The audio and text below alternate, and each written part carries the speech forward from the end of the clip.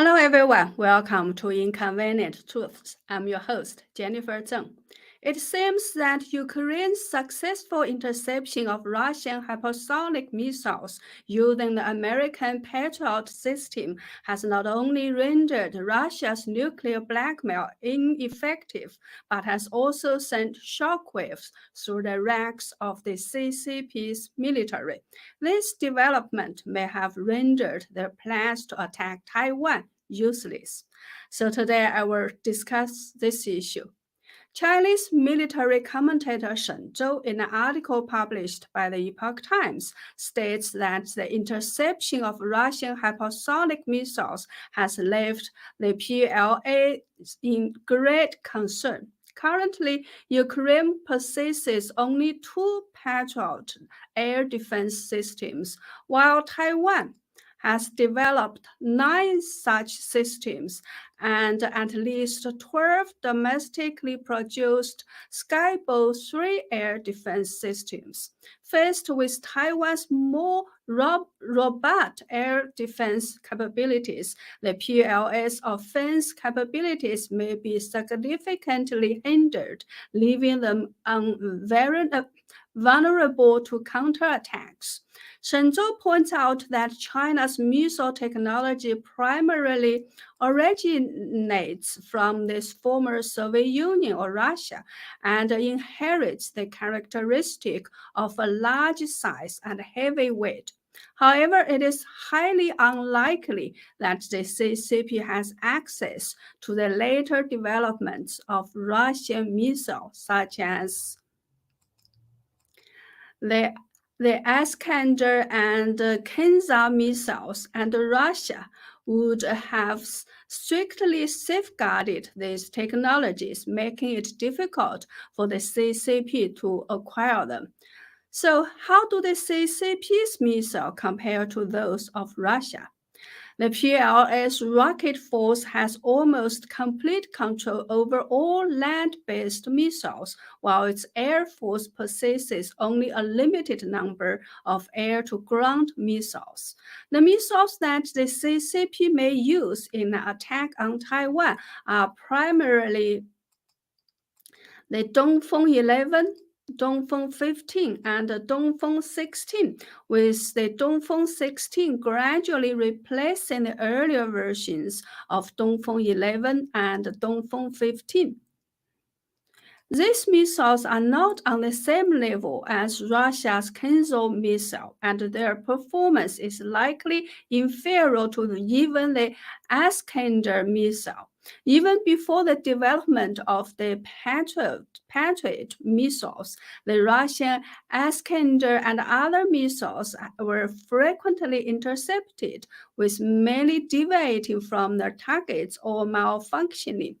Taiwan, meanwhile, is equipped with Patriot C air defense system, which are currently undergoing upgrades. Taiwan has also recently procured over 300 Patriot PAC-3 missiles, and the total number of Patriot missiles deployed will exceed 700. Additionally, Taiwan's domestically produced Skybow 3 air defense missiles are likely even more numerous than the Patriot missiles. It is estimated that Taiwan's air defense system consists of over 1,000 anti-missile missiles and is even more capable of intercepting aircraft. Shen Zhou states that the CCP claims its missiles can drift and change trajectory at the edge of atmosphere. However, which many refers to the Dongfeng 21 medium-range missile and not the short-range missiles that could be used for attacking Taiwan. However, even if all of the PLA's ballistic missiles can change trajectory, they can still be accurately tracked by the Patriot air defense system upon re-entry into the atmosphere. The Russian Kinzhal missiles launched from fighter jets were still intercepted. When combining the CCP's Dongfeng 11, Dongfeng 15, and Dongfeng 16 missiles, the total quantity might be around or even exceed 1,000 missiles. However, their performance varies, and some may miss their targets or malfunction without requiring interception. If Taiwan's missile interception success rate exceeds 50%, at least half of the CCP's missiles are likely to be intercepted, significantly reducing their effectiveness. The CCP's Dongfeng 17, Dongfeng 21, and Dongfeng 26 medium-range missiles are primarily intended for targeting U.S. military bases and aircraft carriers. They are unlikely to be used easily against Taiwan, and the quantity of those missiles is limited. According to Japan's 2022 Defense White Paper, the CCP had a total of 278 Dongfeng 17, Dongfeng 21, and Dongfeng 26 medium-range ballistic missiles. The CCP also possesses a small number of air-launched missiles, most likely carried by H-6 bombers. However, large-scale operations with these missiles are challenging, slow, and more likely to trigger early warnings. The CCP's large destroyers are capable of carrying anti-ship missiles for ground attacks, mainly intended for circumventing Taiwan's eastern region. However, whether they can reach their target areas smoothly during wartime remains uncertain.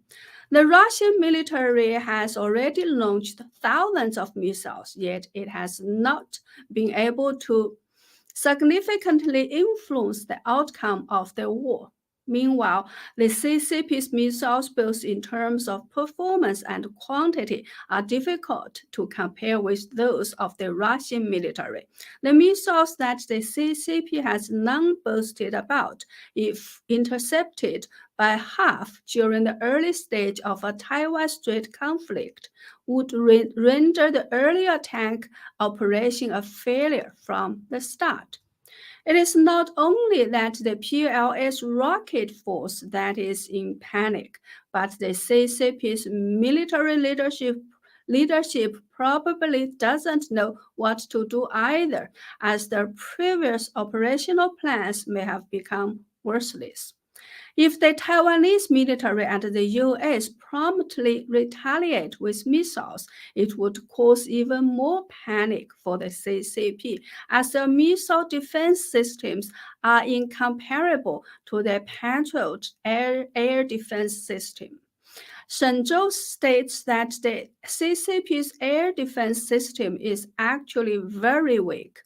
The CCP attempted to develop its own air defense system from Hongqi 1 to Hongqi 8, but severely lacked technology capabilities. Later, the CCP imitated Russian and American technologies and developed the Hongqi 9 missile, Hongqi 16 short-range air defense missile, Hongqi 10 close-range air defense missile, Hongqi 12 short-range air defense missile with a maximum range of 42 kilometers, and the Hongqi 22 missile with an increased maximum range of 100 kilometers. These missiles were initially deployed in the Beijing area to defend the Central Committee of the CCP. In 2018, the CCP began receiving delivery of the S-400 air defense missile system purchased from Russia, which provided a certain level of missile interception capability. However, the CCP is still in the stage of imitation, drawing from the missile interception version of Russia's S-300V. The PLA developed the Hongqi-19 air defense missile, claiming it to be part of its ballistic missile interception system and asserting its capability to intercept targets both within and outside the atmosphere. In 2022, Chinese media revealed that the Hongqi-19 air defense missile is guarding the Beijing area. Apart from Beijing and around Beijing, the CCP's latest air defense systems are usually deployed in Shanghai and other major coastal cities. There are likely few systems deployed around Fujian province, making it difficult to counter missile strikes from the US and Taiwan. Shenzhou also stated that the CCP would struggle to respond to missile counterattacks.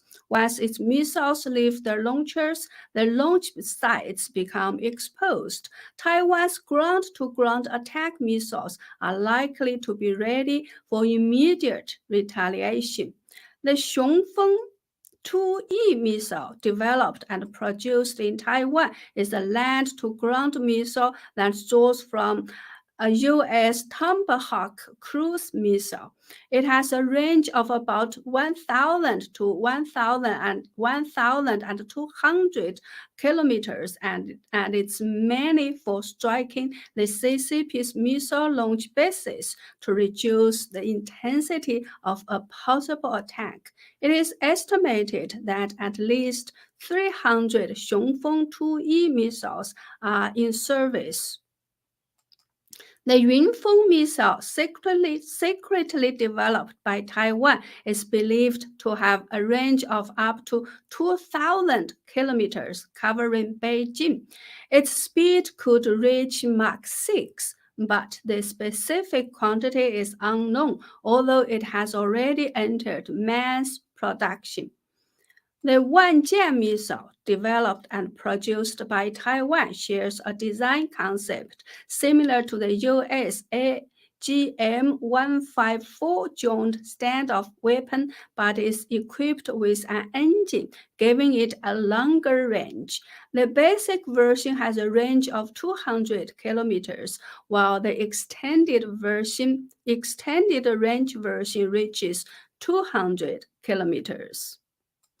The Wanjian missile is carried by the Jingguo fighter aircraft and utilizes cluster munitions, primarily targeting the CCP's airfields and troop assembly areas. Facing Taiwan's missile counterattacks, the CCP's missile interception capability is clearly insufficient and may quickly lose a number of missile launchers. Coastal airports and communication command centers may also be subject to destruction. Taiwan also may launch a large number of Jianxiang suicide drones capable of loitering for up to 100 hours and using onboard cameras to locate targets, further damaging the CCP's military facilities.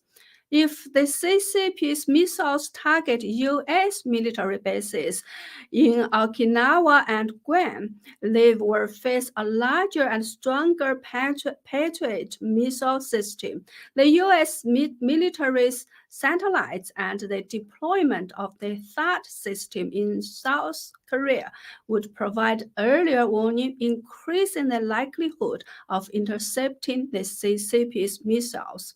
The air defense systems of U.S. Aegis ships are more diverse. If the CCP's initial strike fails, they may have no further opportunity to continue their offensive, and the U.S. military's missile counterattacks would result in a disastrous situation for the CCP. The PLS warships may set sail earlier, but their air defense capabilities are also insufficient and would struggle to withstand airstrikes from U.S. fighter jets. It is likely that they would be sunk before detecting the presence of U.S. warships. So, after the Russian missiles were intercepted, the myth of hypersonic missiles has been shattered. As a result, the CCP's rocket force also has nothing to boast about. It's only natural that the CCP's military commission is anxious. If the PLS rocket force fails to achieve its intended targets, it means that the plan to attack Taiwan will turn into a mirage. Instead of being able to strike others, they may find themselves more likely to be hit. Once the Storm Shadow missiles and long-range drones provided by the UK to Ukraine officially enter the stage, Ukraine's long-range counterattack capabilities in actual combat will further unsettle the CCP. Another noteworthy phenomenon is the subtle change in the CCP's narrative regarding the war against Taiwan, with discussions on the difficulties of achieving victory now being allowed in mainland Chinese media. For example, on May 13th, an article was published on major mainland portals such as Shouhu, and the title of this article is, quote, "Once the process of taking back Taiwan begins, China may face a full-front war should our military proceed with caution," unquote. The full-front war mentioned in the article refers to the potential situation where the CCP, once it begins attacking Taiwan, may find itself simultaneously at war with Taiwan, Japan, the United States, and India, which is not an easy situation to handle. Regarding the discussion of the front line with the US, the article states, quote, "The United States has very strong military capabilities. For them, they are just waiting for an opportunity," unquote. So this becomes very interesting to me. Generally speaking, this kind of rhetoric that glorifies the enemy's strength and undermines our own morale would not be allowed to be published in China. The fact that such opinions can now appear on major portal websites indicates that the high-level CCP leadership is indeed starting to feel hesitant about attacking Taiwan. However, does this mean that the CCP will give up the idea of reclaiming Taiwan? Not necessarily. Just like how the article concludes, quote, "Taiwan has always been the territory of our country since ancient times. Even if our country resorts to military means to recover Taiwan, it is in accordance with international order, and we cannot tolerate the interference of other countries. Our military will undoubtedly fulfill the great cause of rejuvenating our nation and achieving national reunification, ensuring that Taiwan is no longer threatened by other countries," unquote. Well, that's all for today. Thank you so much for watching. If you like my content, please subscribe to my channel and share my videos with your friends and family, or go to my website at jenniferzengblog.com, jenniferzengblog.com. Sign up for a membership or make a donation to support my effort. Thank you. See you next time.